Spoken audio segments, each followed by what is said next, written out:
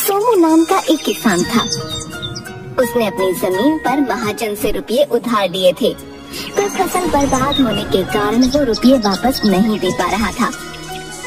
कर्ज चुकाने के लिए उसने अपने बैल तक बेच दिए थे। भैया, मैंने अपने बैलों को बच्चों की तरह रखा है, इनका अच्छे से ध्यान रखना। भैया, अभी मैं इनकी आधी कीमत ही दे पाऊंगा, आधे रुपए अगले महीने ले लेना। भैया, मुझे अभी रुपयों की बहुत जरूरत है, इसीलिए तो बैल बेचे। अच्छा, तो ऐसा करो, तुम मेरी अंगूठी रख लो, ये मेरी माँ की आखिरी निशानी है, पर तुम इसे रख लो, जब मैं रुपए वापस करूँ तो दे देना। नहीं भैया, रहने दो, तुम्हारी हालत तो मुझसे भी खराब है। अगर मैंने मजबूरी में तुम्हारी ये अमानत बेच दी तो ऊपर वाले को क्या मुंह दिखाऊंगा। तुम मुझे रुपए अगले महीने दे देना। वैसे भी इन रुपयों से मैं महाजन के पूरे रुपए नहीं चुका पाऊंगा। ऐसे में दो आदमी का परेशान होना ठीक नहीं। तुम तो चैन की सांस लो। और ये बोलकर सोमू वहाँ से चला गया। महाजन ने बुलवाया है, उसके रुपयों का इंतजाम तो हो नहीं पाया। समझ नहीं आ रहा कि उसे क्या कहूँ।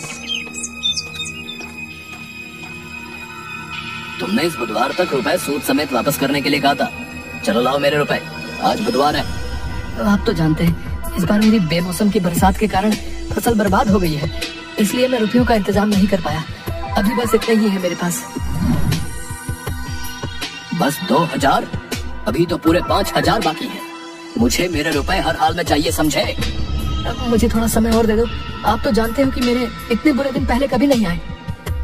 ठीक है, तुम आदमी अच्छे हो तो तुमको 1 सप्ताह और दे देता हूँ, पर अगर इस बार भी मेरे रुपए नहीं दिए तो ठीक नहीं होगा। सोमू हाँ में सिर हिलाकर वहाँ से चला गया और बिल्कुल उदास मन से अपने घर की तरफ चलता गया। 4 दिन बाद सोमू के घर पर उसकी पत्नी आंगन में लगे नल के नीचे बर्तन साफ करते हुए। तुम सुनो, क्या सोमू का घर यही है? बाहर बुलाओ उसे। जी हाँ, ये उन्हीं का घर है। क्या बात हो गई? आप लोग कौन हैं? हम महाजन के आदमी हैं, समझी? बोल देना अपने बिरजुआ को कि 3 दिन दिए हैं महाजन ने, पैसे लौटा दे या अपनी जमीन और घर, समझी ना? उसके बाद बेचारी उदास मन से सोमू का इंतजार करने लगी। कुछ देर में सोमू घर आया।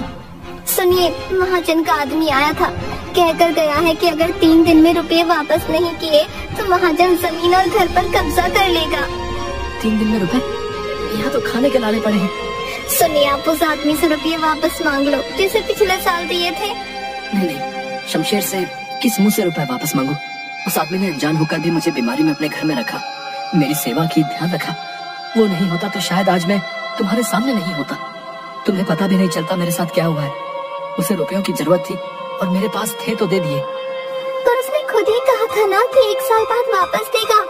आप अभी ले आइए, फिर जब आपके पास हो तो देखिए, एक बार मांगने में क्या हर्ज है। ठीक है, मैं कोशिश करता हूँ, पर अगर नहीं देगा तो जबरदस्ती नहीं करूँगा। सोमू दूसरे गांव में शमशेर के घर के लिए निकल पड़ा और कुछ देर चलने के बाद वहाँ जा पहुँचा। सोमू ने शमशेर के घर पहुँचकर दरवाजा खटखटाया। हाँ भैया, बोलो क्या बात है? कुछ मांगने आए हो तो बाद में आना, अभी मेरे पास बहुत काम है। उसने जोर से दरवाजा बंद कर दिया। मैं इस औरत को भिखारी लग रहा हूँ। हे राम, मेरी हालत ऐसी हो गई है। फिर उसने खुद को देखा। हे राम, कुर्ता फट गया है। फिर उसने दोनों हाथों से कुर्ते को थोड़ा नीचे किया। दोबारा दरवाजा खटखटाता हूँ।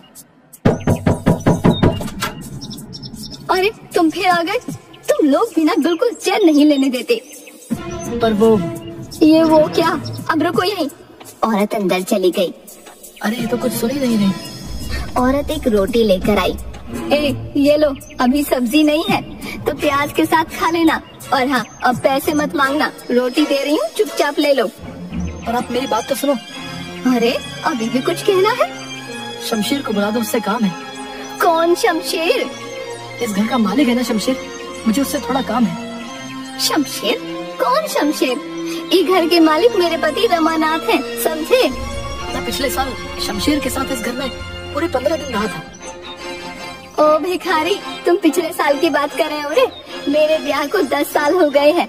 मैं 10 साल से यहाँ रह रही हूँ। मेरे पति जन्म से, ये घर उनके पुरखों का है, पुरखों का, समझे?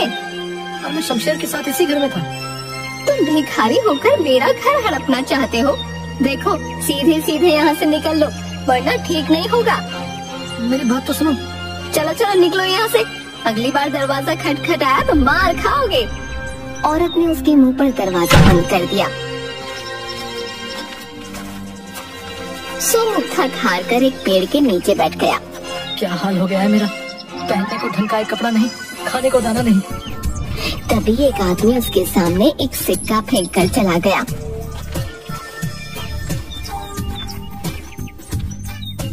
शायद सच्ची में मैं भिखारी लग रहा हूँ। तभी उसकी नजर सामने एक घर के आंगन में घड़े बनाते कुम्हार पर पड़ी। उसे देखकर सोमू कुछ याद करने लगा। सोमू सड़क पर चक्कर खाकर गिर गया। उसे बहुत चोट लगी और खून बहने लगा। तभी वहाँ शमशेर आ गया। ए भैया संभल कर, लो मेरा हाथ पकड़ो। शमशेर ने उसे सहारा देकर खड़ा किया और घर ले गया। तुम तो चलने की हालत में नहीं हो, तुम्हें तो बहुत तेज बुखार भी है। ऐसा करो कुछ दिन यही मेरे साथ इस घर में रहो, जब अच्छे हो जाओ तो चले जाना। सोमू खड़े होने की कोशिश करता है पर गिर गया। अरे रे भैया संभल कर, कहीं ऐसा ना हो कि जिंदगी भर न चल पाओ। ना ना ऐसा मत बोलो। तो आराम करो। शमशेर ने उसकी बहुत सेवा की। सोमू अब थोड़ा बहुत चलने लगा। यहाँ भीतर पड़े पड़े जी घबराने लगा है, थोड़ा बाहर हो आओ। अकेले कहीं चक्कर खा के गिर ना पड़ो, अभी भी बहुत कमजोर लग रहे हो। चलो मैं भी चलता हूँ। दोनों घर से बाहर निकले तो सामने वाले घर में घड़े बनाते हुए कुम्हार ने आवाज दी। ए भैया कहाँ जा रहे हो? तुम तो जब से आए हो घर में ही कैद हो, बाहर ही नहीं निकलते। दोनों उसके पास जाते हैं। भैया तबीयत ठीक नहीं है, इतने दिनों से कोई आज जाकर बुखार उतरा है। एकदम मुरझाए लग रहे हो। तभी मैं सोचूं पड़ोस में नया आदमी आया और कोई बातचीत नहीं। ए देखो, तुमको तो ढंग से धोती तक बांधनी नहीं आती है। ठीक तो है? नहीं ठीक नहीं है, तुमको चलने में दिक्कत हो रही होगी। मैं बताता हूँ ठीक कैसे होगी। कुम्हार ने सोमू की धोती को थोड़ा पीछे से खींचा। अब ठीक लग रही है। अब सही है। सोमू कुम्हार के पास गया। भैया जरा सुनो तो। तुम अंदर बताओ, वही रहो। पता चले कुछ तोड़ फोड़ दिया तो बिना बात के नुकसान हो जाएगा। वहीं से बोलो क्या चाहिए। तुमसे कुछ पूछना है। अच्छा मैं आता हूँ। बोलो क्या बात है। भैया मुझको पहचाना नहीं तो कौन हो तुम? मैं पिछले साल सामने वाले घर में तुमने मुझको धोती बांधनी सिखाई थी। सोमू तुम, ये क्या हाल बना रखा भैया? फिर से कहीं चक्कर खा के गिर गए क्या? सोमू ने मुंह लटका लिया। शाम होने को आई है, चलो अंदर आओ, पहले नहा धोकर कुछ खा पी लो फिर बात करेंगे। रात को सोमू और कुम्हार खाना खाते हुए। भैया मैं सुबह से इस गांव में शमशेर को ढूंढ रहा हूँ, पर कोई आदमी सीधा जवाब नहीं दे रहा। कौन शमशेर? इस गांव में कोई शमशेर नाम का आदमी मैं भी नहीं जानता। क्या गजब करते हो भैया। उस दिन जब तुमने मुझको धोती बांधनी सिखाई वो मेरे साथ खड़ा था। अरे नहीं, ऐसा कैसे हो सकता है? मुझे अच्छे से याद है तुम अकेले थे, तभी मैं सोच रहा था कि अकेला आदमी घर के बाहर ही नहीं निकलता। भैया याद करो ना, शमशेर तुम्हारा पड़ोसी सामने वाले घर में रहता था। उसने मेरी बहुत सेवा की थी। जाते समय मुझसे पूरे 5,000 रुपए उधार भी लिए थे। कहा था 1 साल बाद वापस करूंगा। अरे तुमको कोई भरम हुआ भैया? सामने वाले घर में तो रमानाथ रहता है। रमानाथ और उसका परिवार पिछले साल गंगा जी गए थे, तो मुझे लगा तुमको घर की रखवाली के लिए बुलाया है। मैंने जब भी तुम्हें देखा अकेले देखा था। मुझे इस गांव के बारे में कुछ नहीं पता भैया। मुझे तो यहाँ शमशेर लेकर आया था। 25-26 साल का लंबा चौड़ा लड़का, काला, लंबी लंबी मूछे, आगे एक दांत टूटा हुआ, आगे का दांत टूटा हुआ, ऐसा हुलिया और शमशेर। देखो भैया ऐसा एक आदमी था तो था, मतलब इस हुलिये का एक शमशेर था, पर वो 3 साल पहले अचानक गायब हो गया था। धरती निकल गई या आसमान किसी को नहीं पता। 3 साल पहले गायब हो गया। अरे नहीं भैया, मैं तो पिछले साल ही मिला हूँ। भैया लगता है शमशेर के नाम से किसी ने ठगी की है। मैंने तो यहाँ तक सुना है कि वो गलत काम करता था, 2 नंबर का धंधा, और उसी के किसी दुश्मन ने, समझ रहे ना? मैं कहता हूँ तुम उसके चक्कर में मत पड़ो, सुबह को अपने गाँव निकल जाओ। सोमू ने हाँ में गर्दन हिलाई। भैया तुम्हारा बहुत एहसान, मेरे तो कपड़े भी फट गए थे। कोई बात नहीं भैया, बस अपना ध्यान रखना है। सोमू वहाँ से चला गया। चलते चलते दोपहर हो गई। तो वह एक पेड़ के नीचे बैठकर रोटी खाने लगा। खाते खाते अचानक हिचकी आने लगी। उसने सामने की तरफ देखा। सामने पेड़ के पीछे से कोई झांक रहा था। ये कौन है? अरे ये तो शमशेर है। सोमू सब कुछ छोड़कर उसी ओर भागने लगा। दोनों भागने लगे, आगे आगे शमशेर और पीछे बिरजू। सोमू उसके पीछे भागते हुए जंगल में पहुंच गया कि अचानक वो पत्थर से टकरा गया।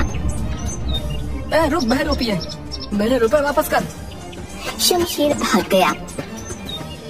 एक बार हाथ तो लग, छोड़ूंगा नहीं। सोमू आगे की ओर बढ़ गया। तभी उसे झील के पास शमशेर दिख गया। शमशेर उसे देखकर भागने लगा। सोमू उसके पीछे भागने लगा। आगे केवल एक दरवाजा लगा हुआ था।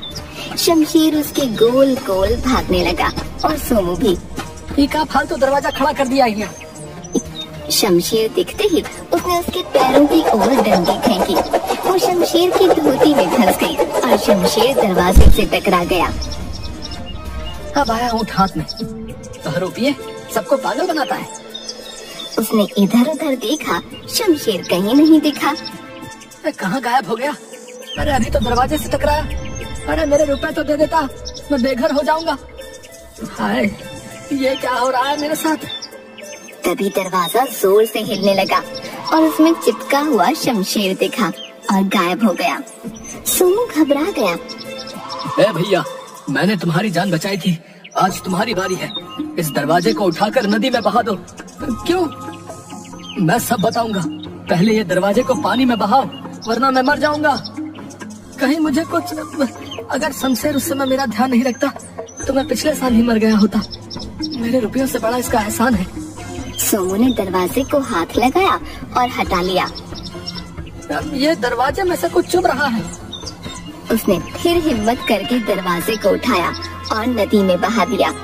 जैसे ही दरवाजा नदी में डूबा, शमशेर सोमू के सामने प्रकट हो गया। ये क्या माजरा है? भैया, मैं तुमको सब बताता हूँ। पहले मैं बहुत लालची था। हमारे यहाँ एक बाबा जी आए थे। वो दरवाजे वाली जगह पर ध्यान लगा कर बैठे थे। ओ बाबा जी, मेरा एक काम कर दो। बोलो बेटा। वो रमानाथ आपको बहुत मानता है, उसे समझाओ कि अपना पुश्तैनी मकान मुझे बेच दे। बेटा, मैं सन्यासी हूँ, इन सांसारिक कामों में नहीं पड़ता। देखो बाबा, मुझे वो घर हर कीमत पर चाहिए। मैं उसके साथ जोर जबरदस्ती नहीं कर सकता, क्योंकि पूरा गांव उसके साथ है। वो आपका कहा नहीं टालता, तो ये काम आपको करना पड़ेगा। वरना क्या? जहाँ बैठे हो वहाँ से कभी उठ नहीं पाओगे। आप मुझे जानते नहीं हो। बेटा, तुम स्वार्थ में अंधे हो गए हो, सुधर जाओ। अरे मुझे सुधरने को कहता है? कहकर उसने बाबा को पकड़ना चाहा, परंतु बाबा ने एक फूंक मारी और शमशेर दरवाजे में परिवर्तित हो गया। अरे ये क्या हो गया? मेरा दम घुट रहा है। बाबा, बाबा, बाबा माफी, बाबा, बाबा माफी। तुम्हारे पाप का घड़ा भर गया है। माफी इतनी आसानी से नहीं मिलती। माफ कर दो बाबा, माफ कर दो। ठीक है, आ जाओ बाहर। शमशेर दरवाजे से प्रकट हो गया। तुम श्रापित हो, अब से तुम अदृश्य हो, कोई तुम्हें देख नहीं पाएगा। बाबा कृपा करो, मुझे वापस पहले जैसा कर दो। मैं कभी कोई गलत काम नहीं करूंगा। तुम्हारी माफी का एक ही उपाय है। एक ऐसा आदमी जो इस गांव का ना हो, निर्बल हो, लेकिन दिल का सच्चा हो। यदि उसे तुम्हारी जरूरत होगी तो तुम केवल उसे दिखने लगोगे। तुम्हारे सच्चे मन से की गई सेवा से यदि वो स्वस्थ हो जाए और 1 साल बाद वो इस दरवाजे को उठाकर नदी में बहाए, तो तुम फिर से पहले जैसे हो जाओगे। ऐसा तो पहले कभी सुना नहीं। जब मैं तुम्हें दिखने लगा तो मैं समझ गया कि तुम ही वो आदमी हो, पर मैं तब तुम्हें ये सब नहीं बता सकता था। इसलिए तुमसे रुपए उधार लिए कि तुम 1 साल बाद इसी बहाने वापस आ जाओ। तुम बहुत होशियार आदमी हो, गायब होकर वापस इस दुनिया में आ गए। शमशेर ने वहीं मिट्टी में गड्ढा खोदकर एक डिब्बा निकाला। ये लो तुम्हारे रुपए, जैसे दिए थे वैसे ही हैं। सूद मैं बाद में दे दूंगा। ना भैया, मेरा काम इन्हीं रुपयों से हो जाएगा। देखो, आज फिर तुमने मेरी मदद कर दी। तुम बहरूपिये नहीं हो। भैया, तुमने तो मेरी जिंदगी वापस की है। अब मैं भी तुम्हारी तरह सच्चा आदमी